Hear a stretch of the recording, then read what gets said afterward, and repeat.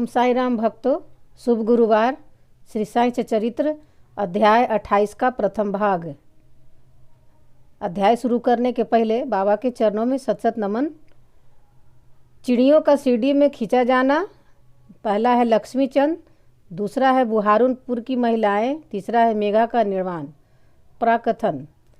श्री साई अनंत हैं। वे एक चींटी से लेकर ब्रह्मा पर्यंत सर्वभूतों में व्याप्त हैं।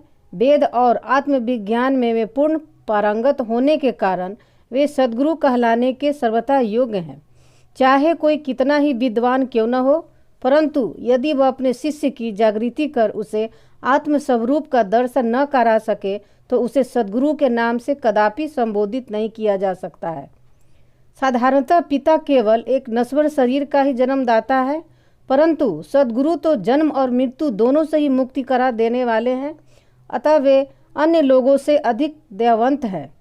श्री साईं बाबा हमेशा कहा करते थे कि मेरा भक्त चाहे 1000 कोस की दूरी पर ही क्यों न हो, वह सीढ़ी को ऐसा खींचा चला आता है जैसे धागे से बंधी हुई चिड़िया खींचकर स्वयं ही आ जाती है। इस अध्याय में ऐसी ही 3 चिड़ियों का वर्णन है। पहला है लाला लक्ष्मीचंद। ये महानुभाव बम्बई के श्री वेंकटेश्वर प्रेस में नौकरी करते थे। वहाँ से नौकरी छोड़कर वे रेलवे विभाग में आए और फिर वे Memons rally brothers and company में मुंशी का कार्य करने लगे। उनका सन 1910 में श्री साईं बाबा से संपर्क हुआ। बड़े दिन क्रिसमस के लगभग 1 या 2 मास पहले सांता क्रूज में उन्होंने स्वप्न में एक दाढ़ी वाले वृद्ध को देखा जो चारों ओर से भक्तों से घिरा हुआ खड़ा था। कुछ दिनों के पश्चात वे अपने मित्र श्री दत्तात्रेय मंजूनाथ बिजूर के यहाँ दासगनु का कीर्तन सुनने गए। दासगनु का यह नियम था कि वे कीर्तन करते समय सम्मुख श्री साईं बाबा का चित्र रख लिया करते थे। लक्ष्मीचंद को यह चित्र देखकर महान आश्चर्य हुआ। उन्होंने स्वप्न में उन्हें जिस वृद्ध के दर्शन हुए थे उनकी आकृति भी ठीक इस चित्र के अनुरूप ही थी। इससे वे इस निष्कर्ष पर पहुँचे कि स्वप्न में दर्शन देने वाले स्वयं शिरडी के श्री साईनाथ समर्थ के अतिरिक्त और कोई नहीं है। चित्र दर्शन दासगनु का मधुर कीर्तन और उनके संत तुकाराम पर प्रवचन आदि का कुछ ऐसा प्रभाव उन पर पड़ा कि उन्होंने शिरडी यात्रा का दृढ़ निश्चय संकल्प कर लिया। भक्तों को चिरकाल से ही ऐसा अनुभव होता आया है कि जो सद्गुरु या अन्य किसी आध्यात्मिक ज्ञान की खोज में निकलता है उसकी ईश्वर सदैव ही सहायता करते हैं। उसी रात्रि को लगभग 8 बजे उनके एक मित्र शंकर राव ने उनका द्वार खटखटाया और पूछा कि क्या हमारे साथ शिरडी चलने को तैयार है। लक्ष्मीचंद के हर्ष का पावार न रहा और उन्होंने तुरंत ही शिरडी चलने का निश्चय कर लिया। एक मारवाड़ी से 15 रुपये उधार लेकर तथा अन्य आवश्यक प्रबंध कर उन्होंने शिरडी को प्रस्थान कर दिया। रेलगाड़ी में उन्होंने अपने मित्र के साथ कुछ देर भजन भी किया। उसी डिब्बे में 4 यवन यात्री बैठे थे जो शिरडी के समीप ही अपने अपने घरों को लौट रहे थे। लक्ष्मीचंद ने उन लोगों से श्री साईं बाबा के संबंध में कुछ पूछताछ की। तब लोगों ने उन्हें बताया कि श्री साईं बाबा शिरडी में अनेक वर्षों से निवास कर रहे हैं और वे एक पहुँचे हुए संत हैं। जब वे कोपर गांव पहुँचे तो बाबा को भेंट देने के लिए कुछ अमरूद खरीदने का उन्होंने विचार किया। वे वहाँ के प्राकृतिक सौंदर्यमय दृश्य देखने में कुछ ऐसे तत्लीन हुए कि उन्हें अमरूद लेने की सुधि ही न रही। परंतु जब वे शिरडी के समीप आए तो एकाएक उन्हें अमरूद खरीदने की स्मृति हो आई। इसी बीच उन्होंने देखा कि एक वृद्धा टोकरी में अमरूद लिए तांगे के पीछे पीछे दौड़ती चली आ रही है। यह देख उन्होंने तांगा रुकवाया और उसमें से कुछ बढ़िया अमरूद खरीद लिए। तब वह वृद्धा उनसे कहने लगी कि कृपया कर ये शेष अमरूद भी मेरी ओर से बाबा को भेंट कर देना।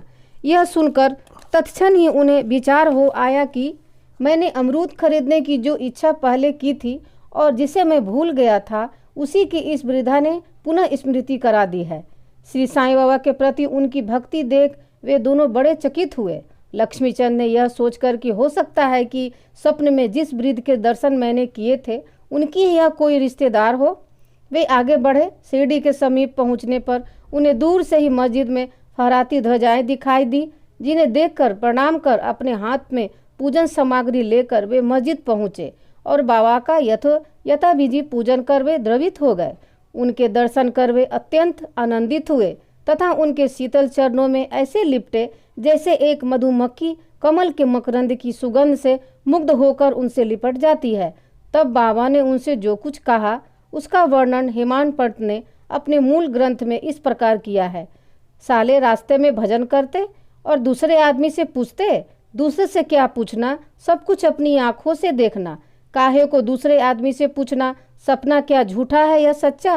कर लो अपना विचार। आप मड़वाड़ी से उधार लेने की क्या जरूरत थी? हुई क्या मुराद पूरी? ये शब्द सुनकर उनकी सर्वव्यापकता पर लक्ष्मीचंद को बड़ा अचंभा हुआ। वे बड़े लज्जित हुए कि घर से सीढ़ी तक मार्ग में जो कुछ हुआ उसका उन्हें सब पता है। इसमें विशेष ध्यान देने योग्य बात केवल यही है कि बाबा यह नहीं चाहते थे कि उनके दर्शन के लिए कर्ज लिया जाए या तीर्थ यात्रा में छुट्टी मनाए।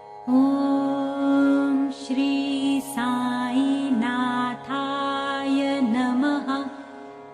ओम श्री साई नाथाय नमः। बोलो श्री सद्गुरु साईनाथ महाराज की जय। प्रिय भक्तों, ऐसा ही वाकया मेरे साथ भी मतलब घटित हुआ था। हम बता रहे हैं आपको कि जब मैं शिरडी, हमेशा हम तो जाते ही रहे, बाबा बुलाते हैं, हम तो, मेरा इच्छा क्या, वो तो खुद बुलाते हैं भक्त को। तो मतलब मुझे इतना मतलब दिल से इच्छा था कि बाबा को हम केला चढ़ाए। बार बार तो जो कुछ अमरूद है या कुछ और हम लोग ले जाते हैं तो वहीं से खरीद के चढ़ाते थे। तो लेकिन उस बार हमको बहुत ही इच्छा था कि थर्सडे को हम बाबा को केला चढ़ाए। और वहाँ पे आपके ग्राउंड में शिरडी में सब कुछ मिलता है, पर केला कहीं अंदर में नहीं मिलता है। वो अनार मिलेगा और सब कुछ मिलता है, लेकिन केला नहीं मिला। इतना इच्छा था मेरा रात से कि कल थर्सडे बाबा को हम क्या चढ़ाए। इच्छा था कि केला कहीं मिल जाता तो हम चढ़ाते। देखिए दूसरे दिन मतलब 10 बजे के लगभग मतलब ऐसे ही खोज रहे थे, तो सोचे चलो केला अगर नहीं मिलता है तो कुछ और भी हम चढ़ा देंगे। लेकिन देखिए मैंने एक लेडी मैंने द्वारका माई के पास ही एकदम मैंने बहुत तेजी से अपने सर पे बड़ा सा टोकरा में, उसमें सिर्फ केला ही था।